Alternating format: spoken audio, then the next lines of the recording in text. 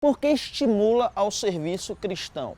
Preste atenção, nos próximos minutos você pode receber verdades no seu coração que vão transformar a sua vida e a sua história, a sua maneira de congregar, a sua maneira de acordar todos os dias. Amém? Tá preparado? Então, eu vou te dar umas duas bases bíblicas aqui, eu considero que são a chave que se conectam com isso. Muita gente tem dúvida, né? Acerca do chamado, acerca do que deve fazer em Cristo, dentro da igreja local, fora da igreja local, como é o meu chamado, eu já entrei no meu chamado, eu não entrei no meu chamado. Existem tantas perguntas e questionamentos sobre isso. Eu vou te dar alguns princípios ou algumas dicas aqui que eu tenho certeza vão te ajudar de maneira extraordinária com respeito a essa questão, como você vive o seu chamado, a sua vocação aqui sobre a terra, e você vai perceber também como isso está conectado com o estudo da escatologia bíblica. Em primeiro lugar, eu quero citar 1 Coríntios capítulo 9, entre o versículo 24 ao 27, onde o apóstolo Paulo fala que numa corrida todos correm, mas um só ganha o prêmio. Ele vai dizer assim, ó, correi de tal maneira que eu alcanceis. Isso é poderoso demais. Em primeiro lugar, Paulo estava se referindo aos Jogos Olímpicos, né? Se a gente fosse puxar para os nossos dias, a gente sabe que todos ali, no caso, todo mundo que entra na corrida. Mas você sabe que só os melhores entram numa corrida, não é? Uma Olimpíada, não é qualquer pessoa que vai lá, vou me inscrever aqui na Olimpíada. Então os melhores participam. E ele diz, mas só um ganha. Então um ganha entre os melhores daqueles todos que estão correndo ali. E esse vai ter que fazer a diferença. Ele não vive de qualquer forma, ele não vive de qualquer maneira.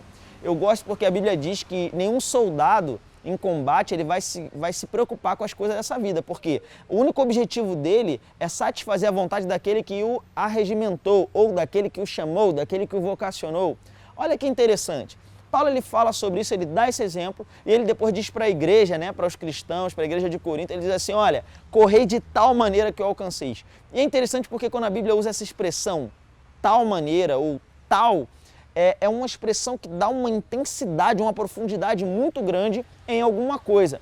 Como, por exemplo, a Bíblia diz em João 3,16 que Deus amou o mundo de tal maneira que deu seu Filho unigênito. Presta atenção nisso. Ele está falando de uma intensidade, de um amor tão grande que ele não tem meio... Ele procura usar uma palavra para demonstrar uma intensidade, uma profundidade muito grande de tal maneira. Deus não amou muito, ele amou de tal maneira. Esse é o conceito ali. E a mesma palavra que Paulo vai usar lá em 1 Coríntios 9, ele diz, correi de tal maneira para você se esforçar, porque aquele que ganha na corrida é alguém que vai além, é aquele que é excelente, aquele que é disciplinado, aquele que vai treinar todos os dias. Ele diz, olha, correi de tal maneira.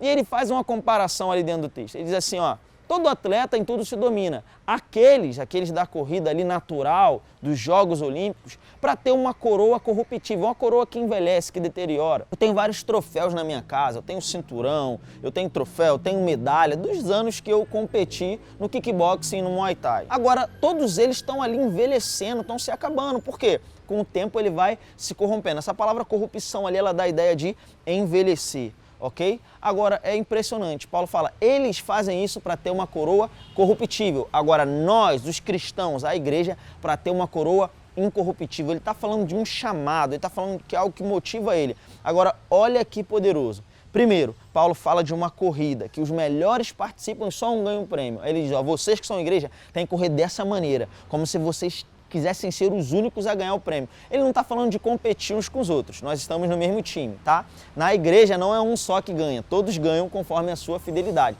Mas ele está dizendo, assim como aquele cara correu de tal maneira para ser o primeiro, corra de tal maneira. Ele corre por uma coroa corruptível, mas nós podemos correr por uma incorruptível. Ele fala de se dominar, ele fala, o atleta natural se domina. Para uma coroa, a gente é para outra. E dentro desse mesmo contexto ele vai dizer no versículo 27, por isso esmurro o meu corpo e reduzo a escravidão, para que tendo pregado a outros, eu não venha a ser desqualificado. Presta atenção nisso. Tem muita gente que fala assim, não, você tem que viver em santidade, se não.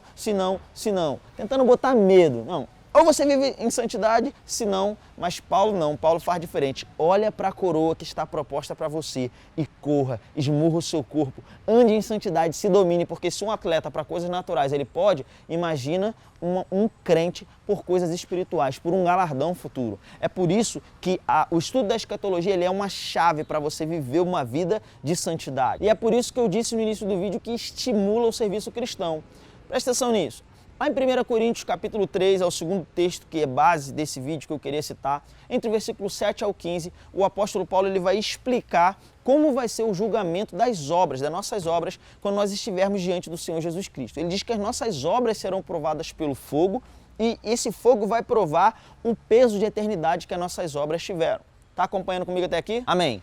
Por que isso? Por que isso acontece, irmãos? Pelo seguinte, Paulo vai definir o como nós vamos receber um galardão. E dentro desse contexto, ele começa dizendo ali no versículo 7 e 8, primeiro ele vai dizer que nós somos cooperadores de Deus, né? Na verdade no 9 já.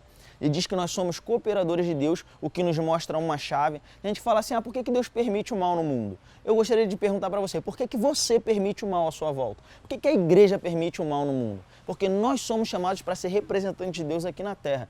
Então, se as coisas estão ruins, a culpa não é de Deus, porque Ele botou os representantes aqui na Terra, os cooperadores dele.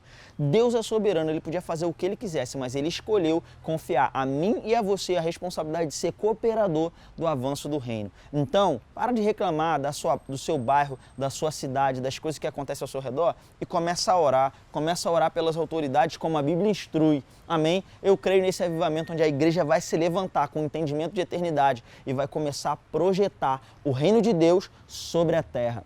Amém? E ele vai dizer ali que cada um vai receber o seu galardão segundo o seu próprio trabalho. Trabalho do grego kopos ou kopos, que dá a ideia de um trabalho intenso, de arregaçar a manga. Ei, existe uma função, um chamado para você operar no corpo de Cristo. E isso vai destravar o entendimento do seu chamado, o cumprimento do seu chamado. Por quê? Porque te coloca no alvo. Por isso que Paulo, com tanta sabedoria e ousadia, ele diz: esquecendo-me das coisas que para trás ficam, eu avanço, prossigo para o alvo.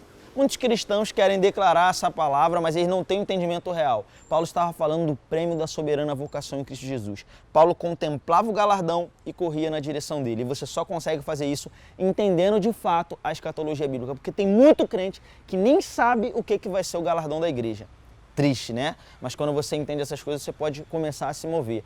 Eu não só quero amar Jesus, eu não quero galardão. Então você está indo contra a vontade de Deus, porque o desejo de Deus é te dar um galardão completo. Amém? Que essas palavras, essas verdades possam cair no solo fértil do seu coração e gerar fruto, para que você viva uma vida diferente. Quando você entender o seu chamado e estiver correndo ele com os olhos na eternidade, você vai atrair para a sua vida muitas coisas que você desejou tanto tempo e não sabe por que não chegaram.